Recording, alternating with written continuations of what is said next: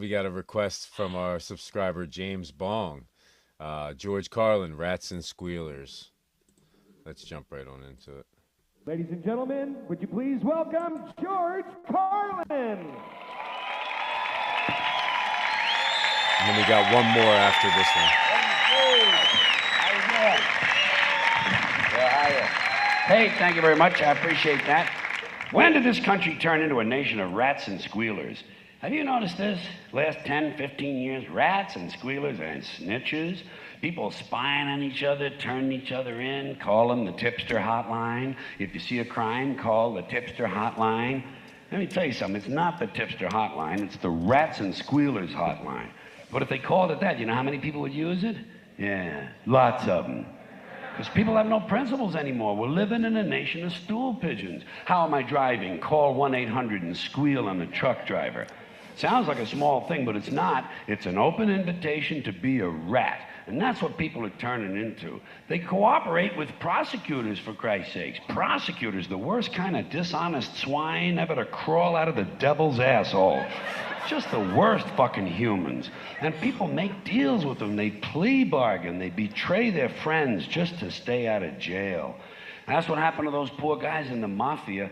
They sold each other out. Shit, when I was a kid, we looked up to the mafia. We admired and respected those guys because they had a code of silence. No one talked, ever. Now they squeal on each other, make a book deal, buy a fake mustache, and move to Pocatello, Idaho.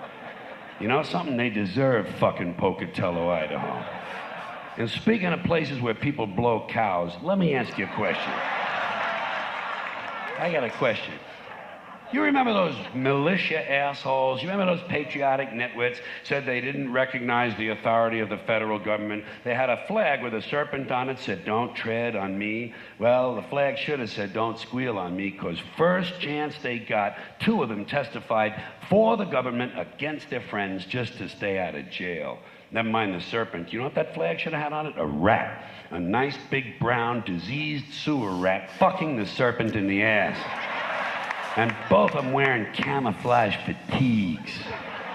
We got no heroes anymore in this country. There's no heroes. Timothy Leary turned in people to the FBI. Elvis Presley was a snitch for the DEA. The only hero I've seen recently was Susan McDougal. She told Ken Starr to go get fucked, and she went to jail for 2 years for it. That's what I call being a hero. And by the way, Clinton must have thrown her a pretty good hump to get loyalty like that, don't you think so? Huh? Good for her.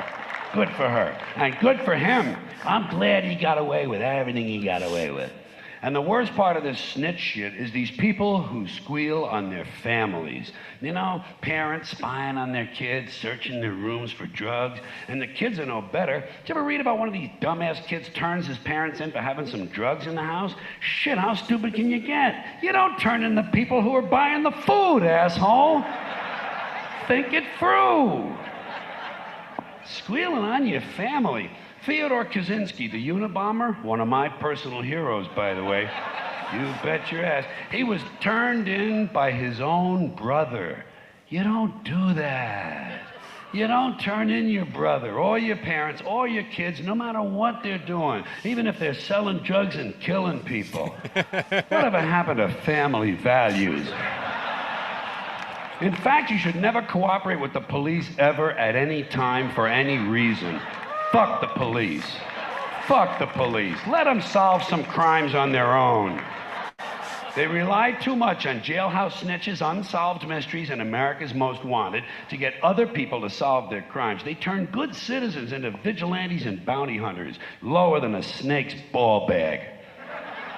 The mafia knew how to handle squealers in the old days. When I was a kid, there was a famous bank robber by the name of Willie Sutton. Everybody loved Willie. He was running from the police, you know, and one day he was riding the subway in New York City, and a private citizen, some civic-minded prick named Arnold Schuster, spotted Willie and turned him into the police. But Albert Anastasia, a mafia boss, read about it in the newspapers, and he had Arnold Schuster killed, which is just what the yellow rat motherfucker deserved.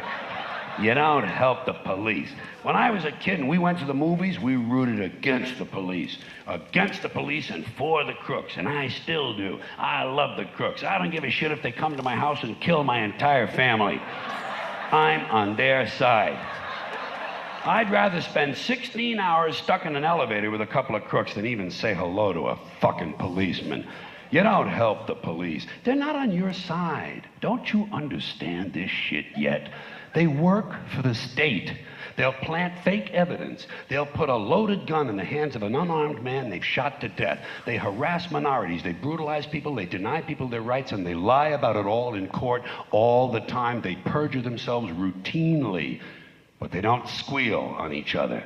They're not rats. So take a page from their book, but never ever help them. And above all, don't plea bargain by turning in a friend.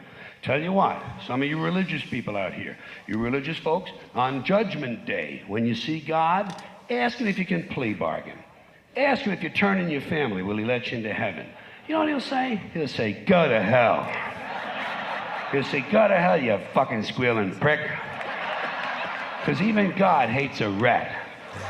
You know what Jesus should have done? He should have beat the shit out of Judas. Just grabbed him by the beard and beat the shit out of him. Right in front of the other apostles. Make an example out of him. You fucking squealing prick, Judas, you cocksucker.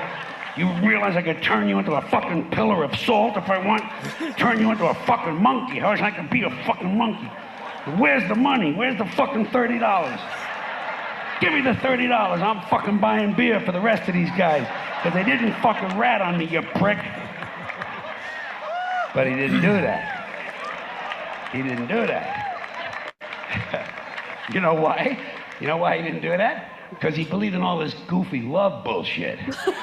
But you notice something else. He did not plea bargain with the Romans. And he didn't squeal on the apostles, you know? He kept his big fucking yap shut, and he took what was coming to him. We can all learn something from Jesus, even if it's not what we're expecting.